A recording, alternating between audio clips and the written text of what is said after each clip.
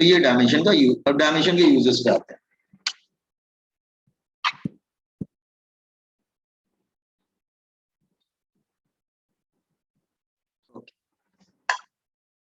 ना uses of dimension,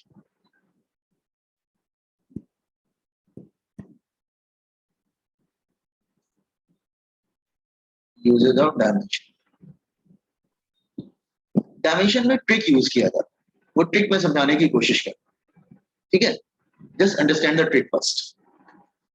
trick ये है कि अगर मैं चलो की इक्वेशन लिखता हूं कि force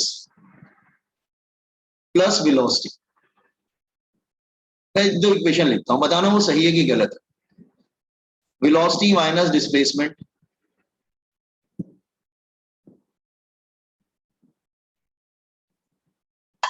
third force is equal to mass. क्या ये तीनों इक्वेशन करेक्ट हैं? क्या हो सकता है क्या करेक्ट? फोर्स में वेलोसिटी ऐड कर सकते हैं क्या? Is it possible? कभी कोई ऐसा सोच सकते हैं कि फोर्स में वेलोसिटी ऐड हो सकती है कि नहीं? पहले ये मुझे बता। यस बॉयज एंड गर्ल्स, कौन बताएगा? आरती, आवाज आ रही है? Yes sir. हाँ, तो फोर्स में वेलोसिटी ऐड कर सकते हैं क्या?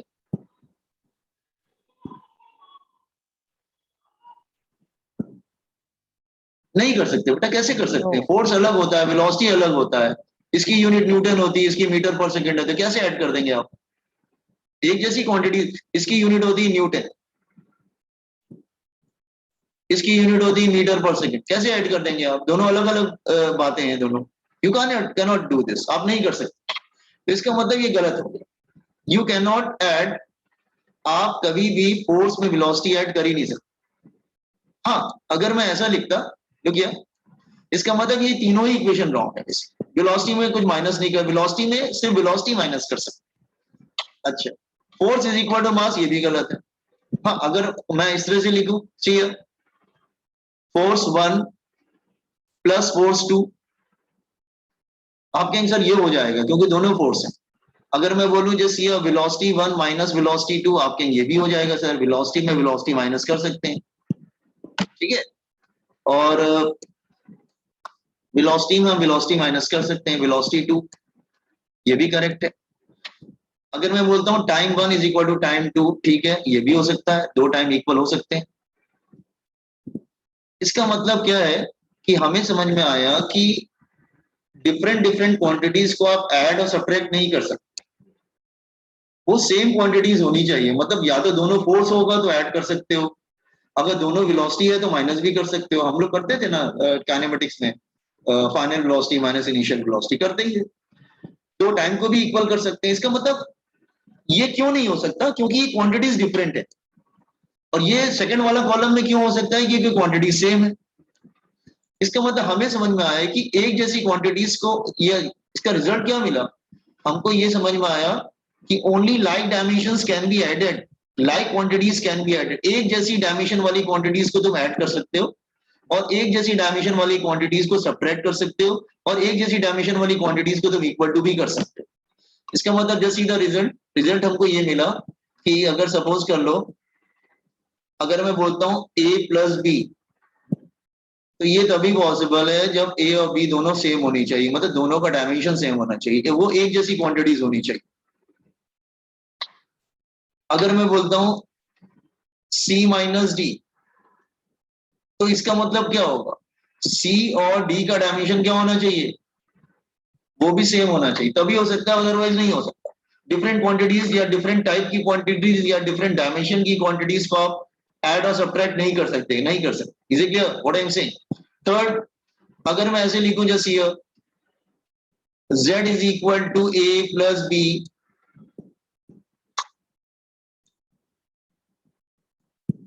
या B D minus c upon f, तो आप कहेंगे how many terms are there, कितने टर्म्स दिख रहे हैं आपको? तो this is 1, this is 2, this is 3, this is 4। तो टर्म्स क्या होते हैं? जो प्लस माइनस और इक्वल टू से सेपरेट होते हैं। जिनके बीच में या तो प्लस होना चाहिए या माइनस होना चाहिए या फिर इक्वल टू होना चाहिए, उसको हम टर्म्स बोलते हैं, ठीक है। तो अब क्या है यहाँ पे how many terms are there, 1 2 3 4, एक इक्वल टू के पहले, एक इक्वल टू के बाद में, फिर एक प्लस के बाद में, फिर एक माइनस के बाद, ठीक है। तो अगर ये इक्वेशन करेक्ट है तो सबके डायमेंशन सेम होने चाहिए, मतलब z का डायमेंशन a से मैच करना चाहिए, a का डायमेंशन b इंटू डी से मैच करना चाहिए, और b इंटू डी का डायमेंशन c अपॉन f से मैच करना चाहिए। तो कहने का मतलब ये है कि एक जैसी क्वांटिटीज आप ऐड कर सकते हो, एक सेम टाइप की क्वांटिटीज को सेपरेट भी कर सकते हो, और अगर कोई इक्वेशन करेक्ट है तो उसके जितने भी टर्म्स होंगे सबका डायमेंशन सेम होना चाहिए, डिफरेंट नहीं होना चाहिए। अगर डिफरेंट हो गया तो इक्वेशन रॉन्ग हो गई, that equation is not correct. मैंने क्या समझाने की कोशिश किया, समझ में आया? ठीक है। तो मैंने क्या बताया कि इस like dimensions can be added, उनके एक जैसे like dimensions, dimensional quantities can be added, एक जैसी क्वांटिटीज को आप ऐड कर रहे हो, कैन बी एडेड। फिर दूसरे में हमने क्या बताया, ये एडेड हो जाएगा, एडेड। फिर हमने सेकंड में क्या बताया कि like dimensional quantities can be subtracted, वो एक जैसी क्वांटिटी सब्ट्रैक्ट भी हो सकती हैं, क्वांटिटीज कैन बी सब्ट्रैक्टेड, उनको सब्ट्रैक्ट भी किया जा सकता है, कैन बी सब्ट्रैक्टेड। और थर्ड में हमको रिजल्ट क्या मिला, all the terms having same dimension, जितने भी टर्म्स होंगे सबका डायमेंशन सेम होगा, all the terms having same dimension, सबका डायमेंशन सेम रहेगा, if equation is correct, if equation is correct, अगर इक्वेशन करेक्ट। हाँ, अगर इनकरेक्ट होगा, गलत इक्वेशन होगा तो नहीं होगा।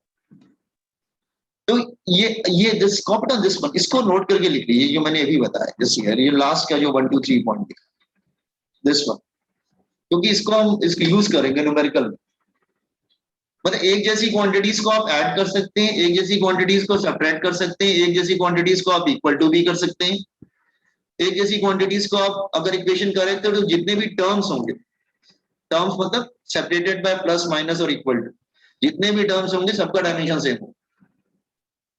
तो कॉम्पिटेंट दिस सेकंड पार्ट, ये वाला पार्ट कॉपी कर ले, दिस वन।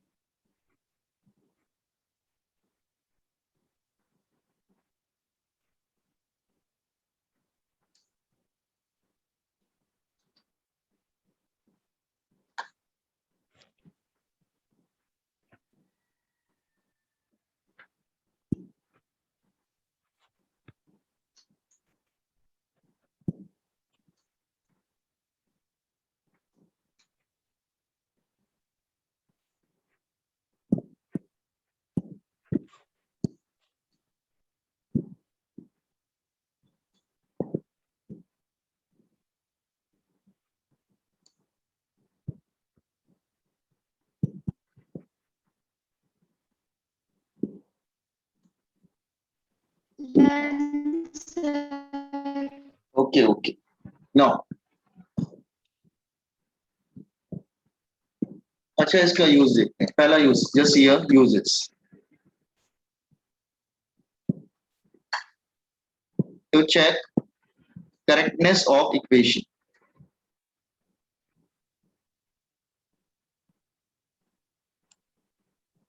किसी इक्वेशन को चेक करना इट्स करेक्ट और incorrect.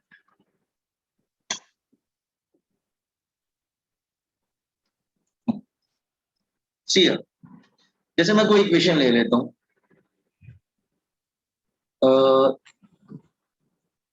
v is equal to u plus 8। आप कहेंगे सर ये तो पढ़ी हुई इक्वेशन है, ये आपने 9 में पढ़ा होगा ना, v is equal u plus A T, याद है? Yes. यस सर, इसमें 3 इक्वेशन थी। हाँ, ये v is equal u plus a. अब तुम्हें चेक करना है ये करेक्ट है कि इनकरेक्ट। तो how many terms are there? 3। तो just check all that terms.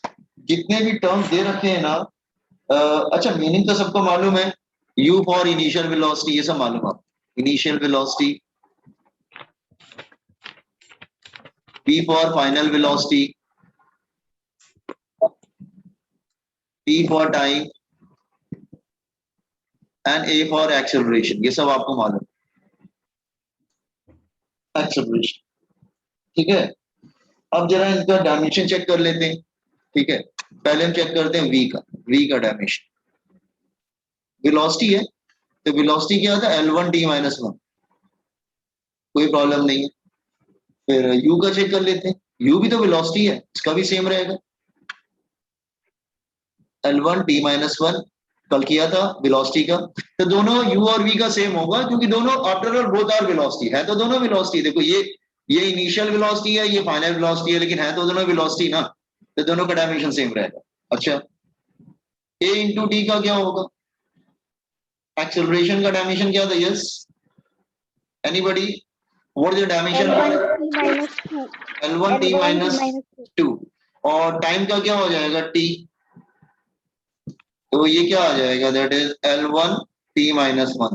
तो इसका मतलब जितने भी टर्म थे सबका डायमेंशन देखो सेम आ गया, सबका डायमेंशन सेम हो गया। Every term having same dimension, every term having same dimension, सबका डायमेंशन सेम है,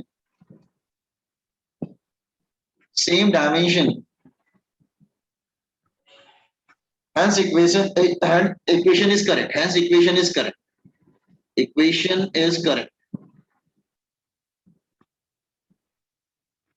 आप कैसे भी कर सकते हैं, जैसे मान लो मैं दूसरी इक्वेशन लेता हूं, ये भी आपने पढ़ी हुई है। See, let's say one more equation, s is equal to ut plus half at square। ये फॉर्मूला भी आपने पढ़ा है। u for initial velocity, t for time, t for time, a for acceleration और s फॉर डिस्प्लेसमेंट। चलो check कर लेते हैं सबका डायमेंशन सेम है कि नहीं। पहले चलते हैं डिस्प्लेसमेंट। डिस्प्लेसमेंट तो लेंथ है ना, ये तो लेंथ हो जाए, L1 लेंथ है वो, displacement is a length. u into T, u into T, u for velocity, तो वेलोसिटी क्या था? L1t-1। टाइम क्या है? t। तो फिर ये भी L1 आ जाए, ये भी करेक्ट हो गया। Now half at square, half का कोई डायमेंशन नहीं होता बेटा, numbers having no dimension, numerical constant having no dimension, numerical constants having no dimension, no dimension. Numerical constants के कोई डायमेंशंस नहीं होते, याद रखना। हाफ का कोई डायमेंशन नहीं होता, तो क्या बचेगा? a और t। एक्सेलरेशन क्या है? L1t-2, और यहाँ पे टाइम है t2, दो टाइम है, टाइम स्क्वायर है, तो देखो ये भी आ जाएगा L1। तो देखो यहाँ पे भी इक्वेशन करेक्ट हो गई, every terms having same dimension, since every terms having same dimension,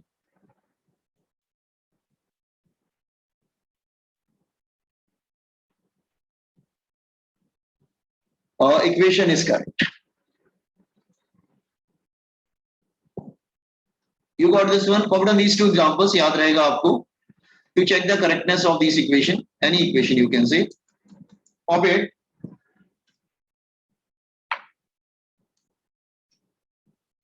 समझा क्या कैसे किया हमने boys and girls? Yes, sir. अभी मैथ्स का लेक्चर, बायो का लेक्चर है क्या आप लोग का?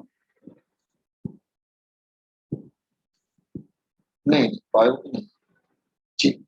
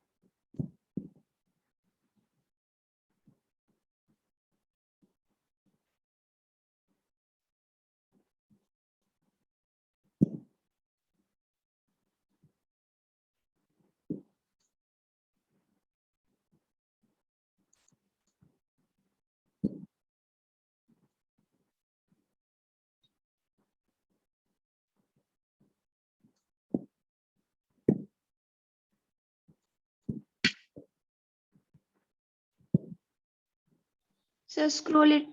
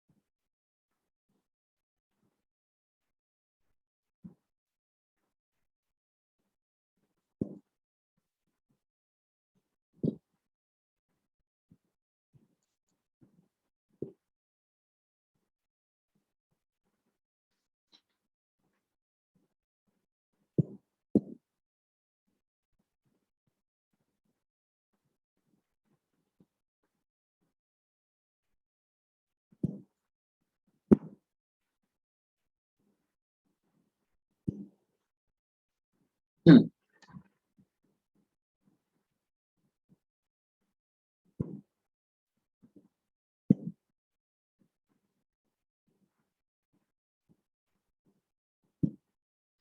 completed boys and girls. तो आप कोई भी इक्वेशन को चेक कर सकते हैं कि करेक्ट है क्या। लेकिन आप कहेंगे कि फिर ये तो चलो बोर्ड्स लेवल का हो गया, कॉम्पिटेटिव में क्या ऐसा आएगा क्या, चेक करने को आएगा क्या? नहीं, कॉम्पिटेटिव में कैसा आएगा वो आप बता, जेई और नीट में कैसा है। ठीक, लेट्स से अगर हम कोई इक्वेशन ले लेते हैं, लेट्स से वो, अच्छा वो इक्वेशन एग्जिस्ट करता है नहीं करता है मैटर नहीं करता, ठीक है। Let's say x is equal to, या एक काम करते हैं वेलोसिटी लेते हैं। Let's say equation is given, any equation is given, let's say if equation, let equation that is v is equal to, let's say कुछ भी ले लेते हैं, let's say a plus b by t plus ct square। अब ये तो equation exist भी नहीं करती, ऐसी बना दिया इक्वेशन, क्या फर्क पड़ता, ठीक है। Given v stand for velocity, t for time, find dimension of a, b and c। Question समझ में आया? ये इक्वेशन एग्जिस्ट नहीं करता है बेटा, ऐसे ही बना देते हैं वो लोग इक्वेशन, कॉम्पिटिटिव में ऐसे ही करते हैं, कुछ भी इक्वेशन अपने मन से बना देते हैं, ठीक है। तो v for velocity, t for time और abc का डायमेंशन निकाल। समझ में आया क्वेश्चन? अच्छा, अब देखो जरा कैसे करेंगे, बहुत सिंपल है करना, जिससे स्टूडेंट क्विकली कर लेता है। कैसे?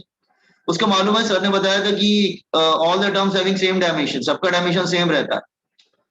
इसका मतलब वेलोसिटी का डायमेंशन किससे मैच करना चाहिए? ए से मैच करना चाहिए। ए का डायमेंशन किससे मैच करना चाहिए? बी अपॉन टी से मैच करना चाहिए। और फिर ये किससे मैच करना चाहिए? C T square. All every term having same dimension, every term having same dimension, सबके डायमेंशन सेम होते हैं, हैविंग सेम डायमेंशन। अच्छा, सो इसका मतलब एक तो पहले हमको मिल गया क्या, ए का डायमेंशन वेलोसिटी के डायमेंशन से मैच करेगा। तो वेलोसिटी का क्या था? L1 t माइनस 1, ऐसे था। ये तो फर्स्ट हो गया। सेकेंड, तो b अपॉन डी का डायमेंशन भी वेलोसिटी से मैच करेगा। वो भी वेलोसिटी से मैच करेगा कि नहीं, सब एक ही जैसे तो है, तो क्रॉस मल्टीप्लाई कर लो तो d हो जाएगा v इंटू टी, तो वेलोसिटी हो जाएगा दैट इज इक्वल टू, हाँ वेलोसिटी हो जाएगा, वेलोसिटी क्या था, हाँ L1 t माइनस 1 और टाइम क्या था t, तो b का डायमेंशन क्या आ जाएगा that is only L1। Third वाला भी निकाल लेंगे सी, या थर्ड सी टी स्क्वायर का डायमेंशन किससे मैच करना चाहिए, वेलोसिटी से मैच करना चाहिए, सबका एक दूसरे से मैच करना चाहिए ना डायमेंशन का, अगर इक्वेशन करेक्ट है तो टी स्क्वायर नीचे डिनोमिनेटर में ले लेते हैं क्रॉस मल्टीप्लाई करके, इसका मतलब velocity upon T square match करना चाहिए, तो वेलोसिटी का डायमेंशन क्या होगा that is L1 t minus 1 और टाइम का क्या हो जाएगा t2, तो फिर ये क्या डायमेंशन आ जाएगा, c का डायमेंशन आ जाएगा that is equal to L1 t minus 3 आ जाएगा ना, t माइनस, समझे कि मतलब ज्यादा मुश्किल नहीं है, आपको याद होना चाहिए, सर ने बताया था सबका डायमेंशन सेम होता है कोई भी इक्वेशन हो, तो आपने क्या किया, सारे टर्म्स के जितने भी टर्म्स है ना सबके डायमेंशन को इक्वल करके एबीसी निकाल दिया, व्हाट इट, समझ में आया आपको ये क्वेश्चन? Yes sir. इस टाइप के क्वेश्चन आते हैं नीट में या जेई में या कॉम्सीईटी में, व्हाटएवर इट इज, ठीक है, तो ज्यादा मुश्किल नहीं होते हैं, स्टूडेंट क्विकली कर लेता है ट्रिक यूज करके।